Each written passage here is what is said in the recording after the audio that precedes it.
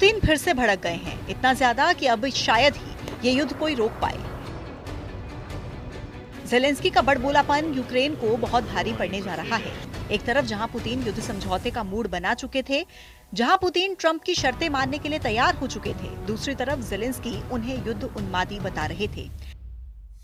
Saudi अरब meeting के बाद Zelensky ने जो बातें कही, उससे रूस का गुस्सा आउट ऑफ कंट्रोल हो गया है।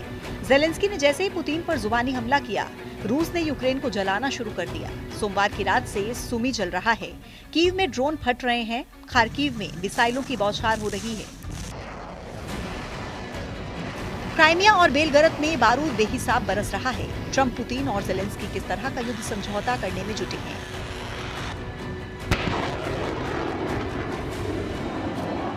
जो बारूदी तांडव बढ़ता ही जा रहा है।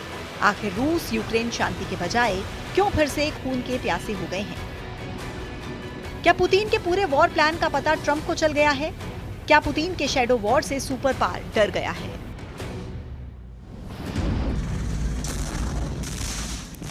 यूक्रेन रूस में भीषण ड्रोन युद्ध शुरू हो चुका है। यूक्रेन में सोमवार की आधी रात फाइटर ड्रोन से रूस ने भारी तबाही मचाई है। युद्ध विराम की कोशिशों के बीच रूस का ये सबसे बड़ा हमला है, जिसमें ड्रोन से मिसाइलें दागकर पूर्वी खार्किव और सुमी को जला दिया गया। रूस की सेना ने दावा किया कि यूक्रेन में 143 ठिकानों को बारूद से पाट दिया गया है। रूस ने ज्यादातर हमले यूक्रेन के हथियार डिपो को निशाना बनाकर किए हैं। ड्रोन लॉन्च साइट पर भी पुतिन आर्मी ने मिसाइलें दागी हैं। सुमी में रूस के हमले के बाद प्रेसिडेंट ज़ेलेंस्की ने नागरिकों को निशाना बनाने का आरोप लगाया। वहीं यूक्रेन ने जवाबी हमले में रूस के पावर सेंटर तबाह करने का ऐलान किया। यूक्रेन सेना के मुताबिक 24 मार्च की रात से शुरू हुए हमले में 140 फ्रंट पर रूस यूक्रेन की सेना में टक्कर हुई। यूक्रेन फोर्स ने जानकारी दी है कि रूस के 99 फाइटर ड्रोन के दस्ते में से 57 ड्रोन को मार गिराया गया है। रूस के क्रास्नोडार में यूक्रेन ने ऑयल डिपो को मिसाइल धमाके से तबाह कर दिया। इसके अलावा यूक्रेन की वायुसेना ने रूस के 13 बड़े हथियारों को मार गिराने का दावा किया। ज़ेलेंस्की आर्मी कई फ्रंट पर पुतिन आर्मी को खदेड़ने का भी दावा कर चुके हैं। यूक्रेन ने हिमार्स रॉकेट सिस्टम से रूस के बेलगोरोद में 4 सैन्य हेलीकॉप्टर्स को मार गिराने की जानकारी दी। रूस के KA-52 और 2 Mi-8 हेलीकॉप्टर्स को रॉकेट से उड़ा दिया गया। बेलगोरोद में 18 मार्च को डेमिडोवका फ्रंट पर भीषण लड़ाई चल रही है। यूक्रेन युद्ध में जबरदस्त टक्कर देने का दम भर रहा है। प्रेसिडेंट ज़ेलेंस्की भी किसी कीमत पर पुतिन के सामने सरेंडर को तैयार नहीं। ज़ेलेंस्की ने शांति समझौते की जारी कोशिशों की जानकारी दी। उन्होंने रूस के रक्षा मंत्री रुस्तम उमरेव से बात की है। ज़ेलेंस्की अमेरिकी टीम से संपर्क में है। ज़ेलेंस्की प्रेसिडेंट ट्रंप की पहल के साथ हैं, मगर उन्हें अब भी पुतिन की बातों पर भरोसा नहीं। ज़ेलेंस्की ने फिर एक बार दोहराया कि यूक्रेन सिक्योरिटी गारंटी मिलने तक युद्ध करता रहेगा। ज़ेलेंस्की ये भी साबित करने पर तुले हैं कि रूस से अगर यूरोप और अमेरिका को बचाना है तो पहले यूक्रेन की सुरक्षा की गारंटी दी जाए। पुतिन की तरह ज़ेलेंस्की ने ट्रंप का भी मूड खराब कर दिया। ज़ेलेंस्की ने अपने बयान में दावा किया कि ट्रंप की टीम में रूस से प्रभावित मेंबर भरे पड़े हैं। जब ट्रंप से इस पर सवाल पूछे गए तो उनका दिमाग गर्म हो गया। ट्रंप ने अपनी टीम के सदस्यों के काम की तारीफ करते हुए ज़ेलेंस्की को 2 टूक लहजे में सरेंडर डील पर साइन करने की नसीहत दे दी।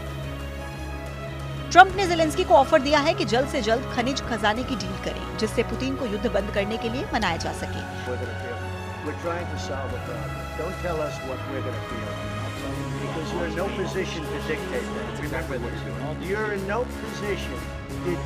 यानी तीनों सुप्रीम लीडर युद्ध समझौते के लिए तैयार हैं, तो फिर दिक्कत कहां है? पुतिन समझौते के लिए तैयार हैं, ज़ेलेंस्की युद्ध रोकने के लिए रेडी हैं, ट्रंप हर हाल में युद्ध रोकना चाह रहे हैं, तो फिर रूस यूक्रेन युद्ध खत्म क्यों नहीं हो रहा? क्यों पुतिन अपने पत्ते खोल नहीं रहे हैं? क्यों ट्रंप से ज़ेलेंस्की डर नहीं रहे हैं? क्यों पुतिन से यूरोप खौफजदा है? रूस यूक्रेन युद्ध के अनसुलझे सवालों के जवाब अमेरिका के centre for strategic and international studies की रिपोर्ट में उजागर हुए, जिसमें दावा किया गया कि पुतिन ने यूक्रेन के बाद यूरोप और अमेरिका के खिलाफ शैडो वॉर शुरू कर दिया। CSIS के मुताबिक रूस ने अमेरिका और यूरोप के खिलाफ साइबर हमले, तोड़फोड़ और जासूसी शुरू कर दी है।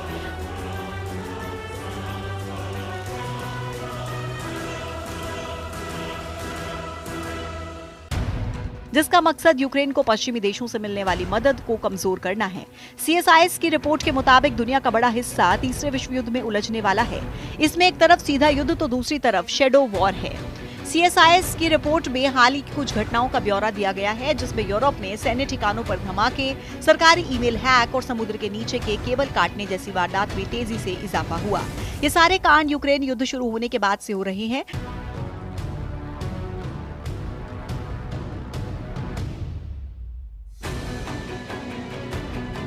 रिपोर्ट के मुताबिक रूस का शैडो वॉर नाटो फोर्स के लिए खतरे की घंटी है। रूस नाटो सदस्य देशों के बुनियादी ढांचे को बर्बाद कर सकता है, जिससे अमेरिका से जुड़े सिस्टम खतरे में आ सकते हैं। रूस के हाइब्रिड वॉर की चपेट में दुनिया के वो सभी देश आएंगे जिन्होंने यूक्रेन का साथ दिया।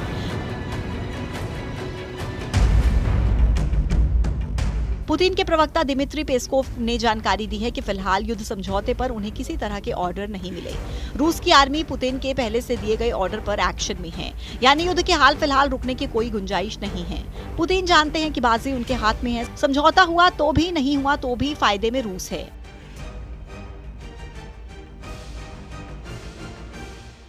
पुतिन अब ज्यादा से ज्यादा मुनाफे की डील के लिए प्रेशर बना रहे हैं। रूस ने फिलहाल यूक्रेन के 5 बड़े हिस्से पर कब्जा जमा रखा है। यूक्रेन के ये वो इलाके हैं जहां ज्यादातर लोग रूसी भाषा बोलते हैं, जहां रूस ने सर्वे करवाकर दावा किया है कि ज्यादातर लोग रूस में शामिल होना चाहते हैं, मगर रूस के सभी दावों को ज़ेलेंस्की खारिज करते रहते हैं।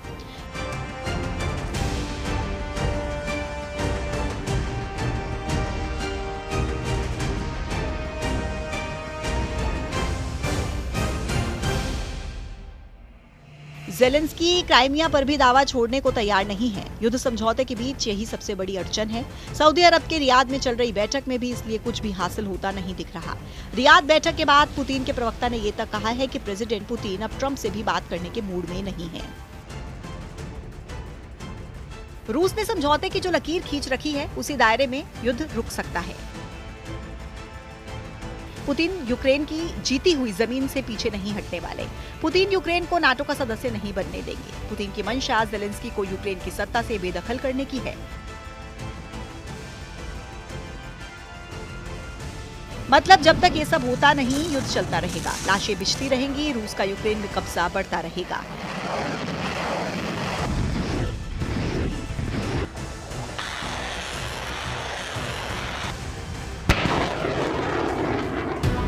यूक्रेन में जीत के बाद भी रूस रुकने वाला नहीं है। यूरोप के वो देश पुतिन का ताप झेलेंगे जिन्होंने हथियार और सैन्य मदद पहुंचाकर पुतिन को परेशान कर रखा है। युद्ध जब इस पड़ाव पर पहुंचेगा तब तबाही का अंदाजा नहीं लगाया जा सकेगा।